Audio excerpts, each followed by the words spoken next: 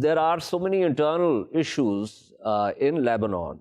How is the Lebanese government? I mean, if there is a government looking at this Israeli threat. Let me start with the last part first. We do have a government, despite the fact that the prime minister resigned yesterday. It's a caretaker government until somebody else takes over.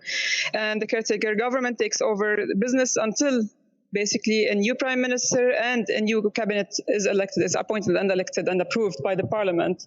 I have to say one thing. Benny Gantz and all of the Israeli generals who had at any point a hand in war against Lebanon used the excuse of basically terrorists having to hide arms and arsenal among civilians. And they've used this narrative also against the Palestinians. They've used this narrative against anybody they wanted to attack. But let's be frank also. I mean, the Israeli occupation forces go around civilians in Palestinian occupied territories all the time. They use human shields, the Palestinians as human shields. They use their own people as human shields at any point when they have army bases at close proximity to all the settlements. So it's basically almost the same narrative everywhere across the world. So I don't know how he's using that against the Lebanese. That's one thing. The other thing is that I need to clear out one thing. The investigation into the explosion that happened at Beirut port on August 4th is not over yet.